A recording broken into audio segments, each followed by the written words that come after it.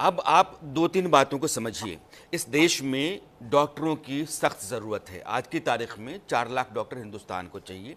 Medical colleges बेइंतहा खोले जा रहे हैं, साउथ से लेकर के नॉर्थ तक। साउथ में सभी लोग कह रहे हैं कि साउथ में सबसे ज़्यादा मेडिकल कॉलेजेस हैं। उन कॉलेजेस में 2 करोड़, 1.5 करोड़, 2.5 करोड़, 3 करोड़ दे करके आप एडमिशन लेते हैं। पीजी के लिए डॉक्टर रोहन कह रहे हैं कि 6-6 करोड़ तक आपको देना पड़ता है। 1.5 करोड़, 2 करोड़ एमबीबीएस के लिए आप देते हैं। जाहिर तौर पर जो सरकारी मेडिकल कॉलेजेस हैं जिनका कट ऑफ बहुत ऊपर जाता है, उसमें जो बच्चे जाते हैं वो कॉम्पिटेंट हैं। लेकिन सबको डॉक्टर बनना है तो जिन बाप के पास बहुत पैसा है, मोटा पैसा है, उनके बच्चे ने अगर 135 का कट ऑफ है और वो 134 पे आकर के या 135 पे आकर के टिका हुआ है, इसका मतलब ये है कि वहीं आकर के वो खड़ा है, उसको भी डॉक्टर बनाया जाता है। फिर उसको पीजी कराएंगे, क्योंकि पीजी के लिए अब आपका माल है। आपका बेटा एमबीबीएस में आ गया तो पीजी के लिए अब तैयार है, उसकी योग्यता है। और पीजी के लिए दुकानें खुल गई, मेडिकल कॉलेज दुकानें खुल गई हैं। आप आइए, सीटें खाली हैं क्योंकि लोग क्वालिफाई नहीं कर पा रहे हैं जो कट ऑफ मार्क्स है उसके मुताबिक, इसलिए मॉल है। जैसे सामान बिकता है, आइए आइए ले जाइए, 2 लाख में ले जाइए, 4 करोड़ में ले जाइए, 5 करोड़ में ले जाइए, सीटें ले जाइए, ऐसे डॉक्टर बन रहे हैं। ऐसा ही लग रहा है इस बहस के दौरान। डॉक्टर रोहन, कुछ करें आप? देखिए, ऐसा ही हो रहा है। अभी जरा सा इंटरनेशनल गाइडलाइंस के बारे में बात करते हैं। एमआरसीसी की जो एग्जाम होती है उसमें 50% लोग जो अपियर होते हैं वो क्वालिफाई नहीं करते हैं। उनको वहां पे प्रैक्टिशनर बनने के लिए दोबारा से वो एग्जाम देना पड़ता है। यूएस के जो एग्जाम है, एमबीबीएस के जो लाइसेंसिंग एग्जाम है, उनकी फिल्टरिंग और स्ट्रॉन्ग है। उनको 2 पार्ट एग्जाम देना पड़ता है, जिसमें क्लिनिकल, वाइवा, वॉइस है, स्पेलिंग है, और उन लोगों को फिल्टर करके आउट किया जाता है। और जो प्रणाली भारत को इसने अपनाया है, ये कई साल पहले यूक्रेन और रशिया जैसे देशों ने अपनाया था। जो आपने कहा था कि मॉल के दुकान खोल दिए गए हैं, जहाँ पे आइए, पैसा दीजिए और डिग्री लेकर के चले जाओ। इससे क्या होता है, उस देश की भी जो व्यवस्था है इस तरह से चरमरा जाती है। आपको एक डॉक्टर की जरूरत है, सख्त जरूरत है, मान लीजिए, बहुत अच्छी बात है।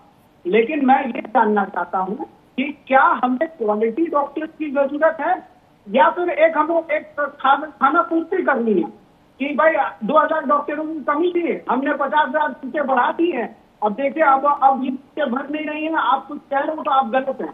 तो फिर आप इसमें जो कह रहे हो कि हम ट्रेन करेंगे, सिस्टम को ऐसे करना चाहिए, सिस्टम को वैसे करना चाहिए, तो आप एमबीबीएस लेवल पे क्यों नहीं ट्रेन करते हो? और जो कॉलेजेस नहीं ट्रेन कर पा रही हैं बच्चों को, उन कॉलेजों को बंद क्यों कर रहे हैं, बंद क्यों नहीं कर देते हो? लगातार से मौलाना आजाद और सफदरजंग जैसे अस्पतालों के बच्चे टॉप कर रहे हैं। कई सारे ऐसे अस्पताल और मेडिकल कॉलेज में जहाँ के बच्चे को लगातार से 0% आ रहे, चाहे सरकार को या प्राइवेट हो।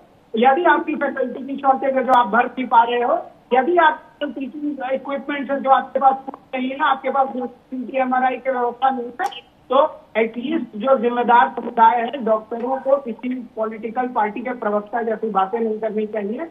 हमें इंटरनेशनल मैं डॉक्टर नरेश के पास आता हूं, डॉक्टर नरेश के पास आता हूं।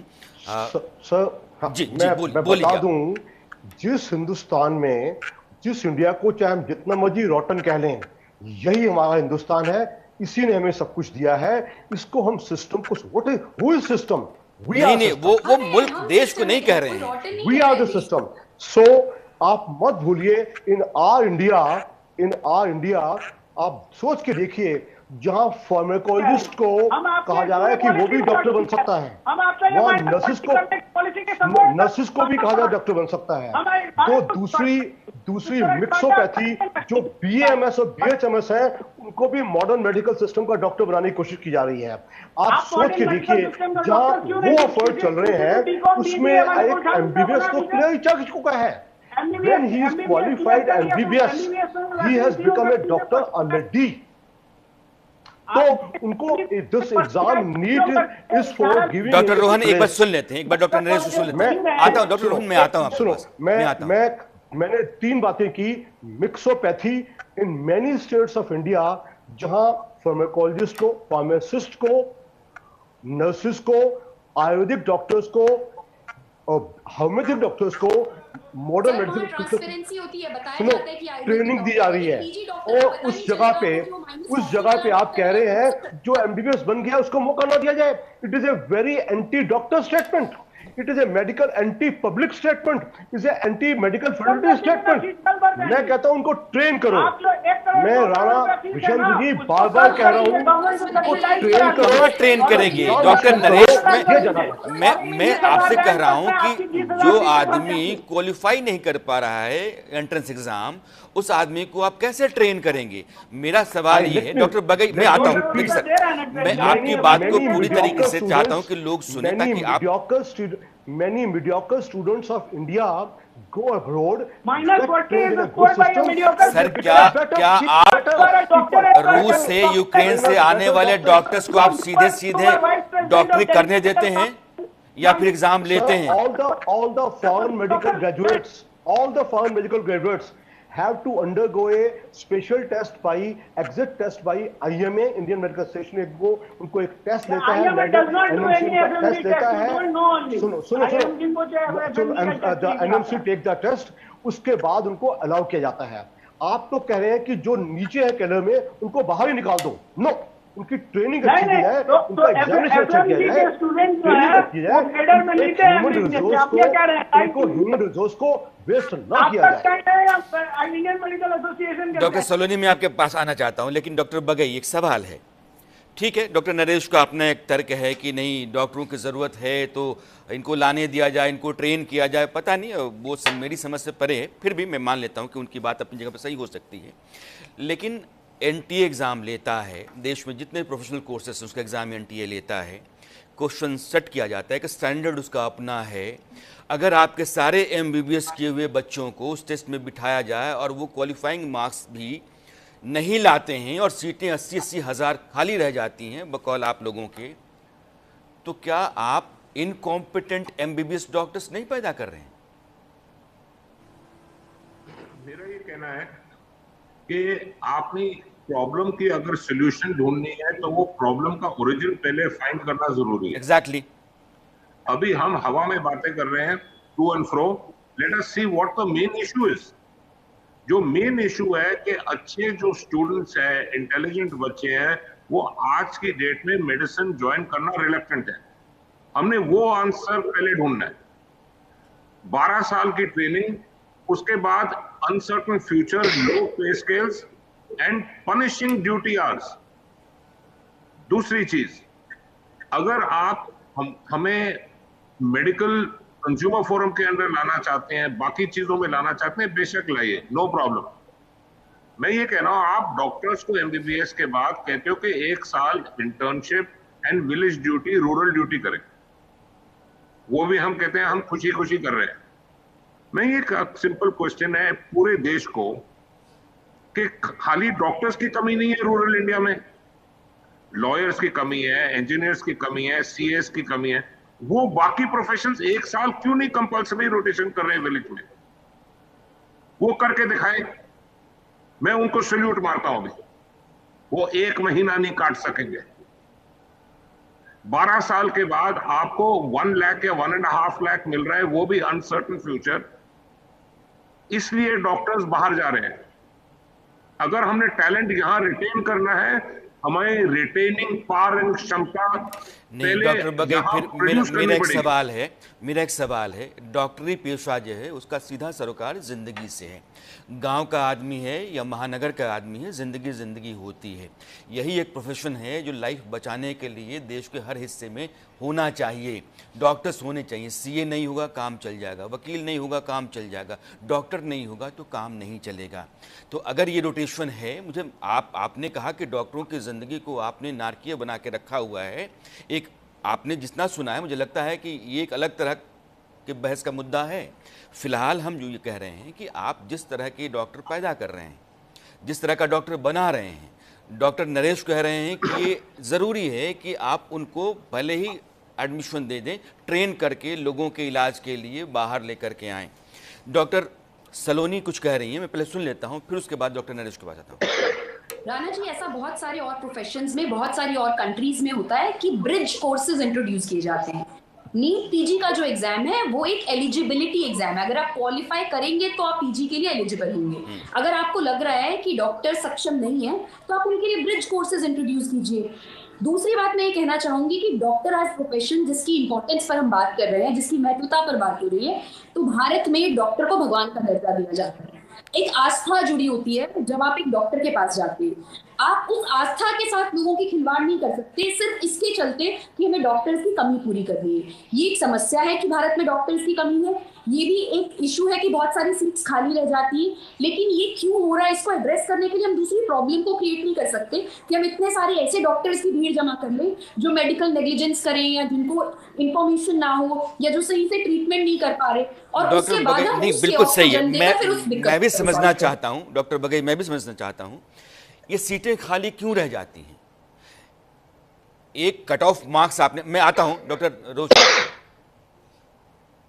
के ज्यादातर जो स्टूडेंट्स हैं वो क्लिनिकल लाइन पर जाते हैं। हमें वो माहौल क्रिएट करना है जो नॉन क्लिनिकल के लाइंस के लिए पोस्ट ग्रेजुएशन के बाद उनको कोई जॉब अपॉर्चुनिटीज, कोई फ्यूचर हो। आप देखिए जो क्रीम है वो orthopaedics, radiology, paediatrics, general surgery, internal medicine, gastroenterology, nephrology, endocrinology में चले जाएगी। जो एनाटॉमी, फिजियोलॉजी, बायोकेमिस्ट्री, पैथोलॉजी, उसमें कम अट्रैक्शन है।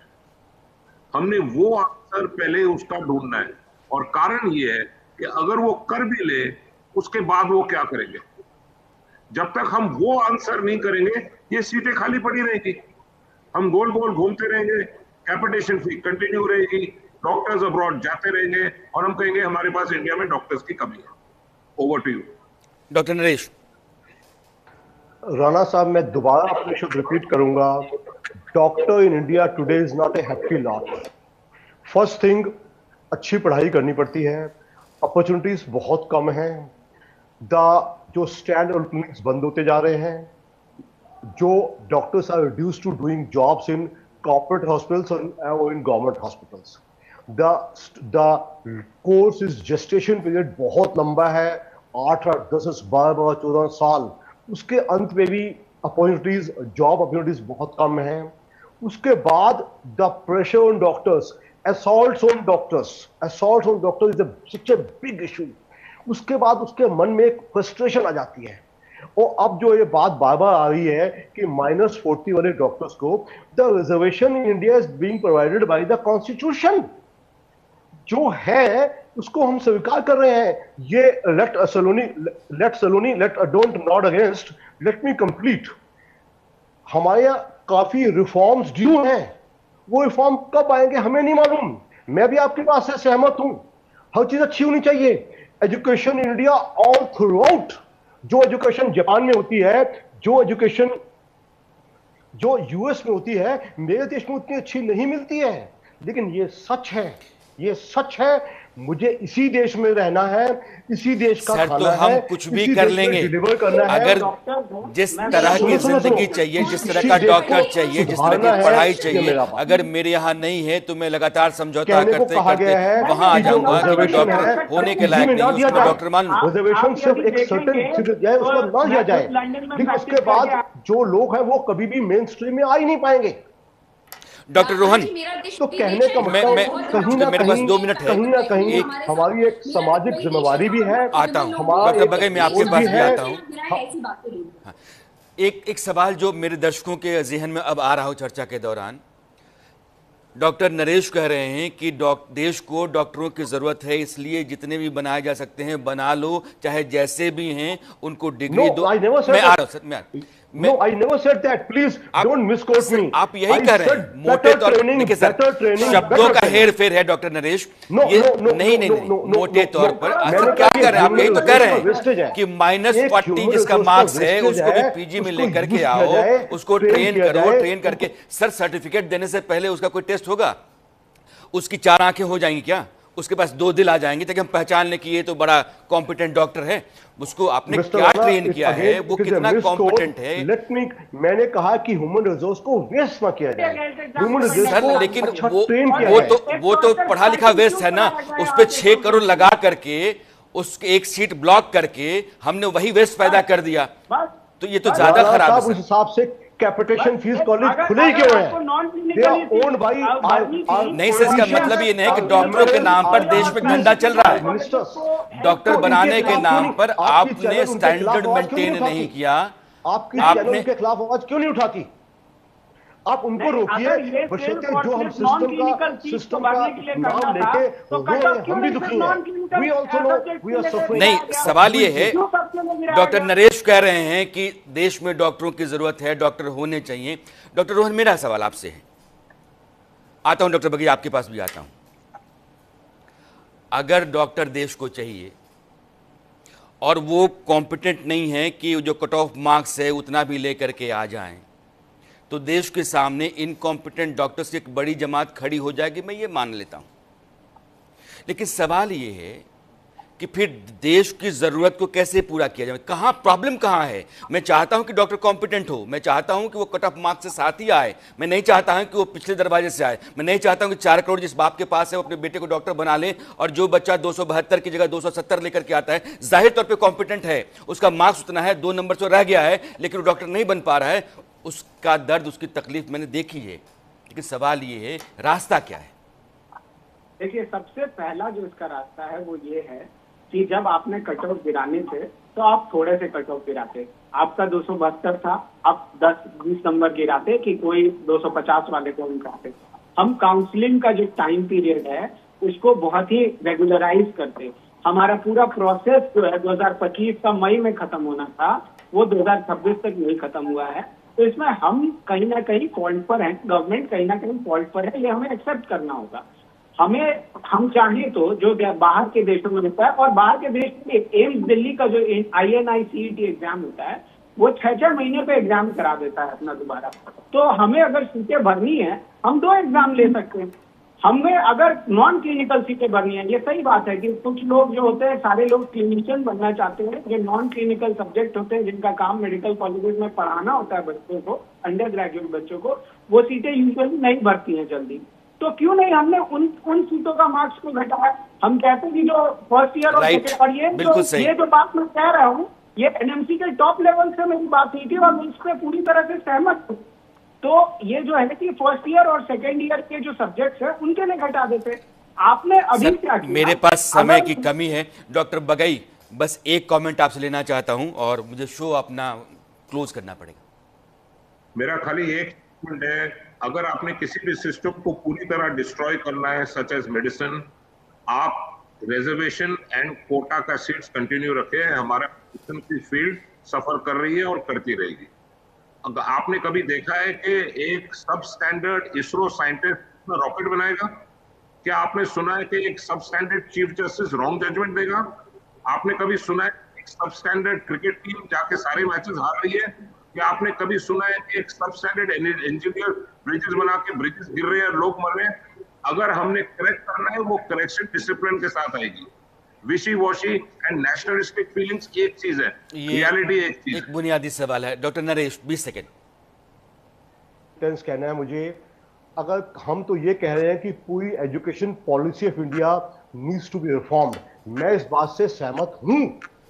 इस देश में रिफॉर्म्स की जरूरत तो है, लोग का जुडिशियल रिफॉर्म्स चाहिए, पुलिस रिफॉर्म्स चाहिए, एजुकेशन रिफॉर्म्स चाहिए, लेकिन जो व्यवस्था है उस व्यवस्था के भीतर देश की जरूरत के लायक डॉक्टर्स हम पैदा कर दें। इस तरह की व्यवस्था कम से कम इस देश को करनी चाहिए। अगर हम आज की तारीख में भी आज़ादी के इतने वर्षों बाद यह व्यवस्था नहीं खड़ा कर पा रहे हैं और लोगों की जान के साथ हम जानबूझ करके खिलवाड़ करने की स्थितियां पैदा कर रहे हैं, तो एक गंभीर संगीन सवाल है और यह सवाल जिन लोगों के ऊपर है वो भी हमें सुन रहे होंगे। आप सभी मेहमानों का बहुत बहुत शुक्रिया, थैंक यू सर। इस चर्चा में इतना ही। ठीक 9 बजे मेरी आपकी मुलाकात फिर होती है, तब तक के लिए दीजिए विदा, नमस्कार।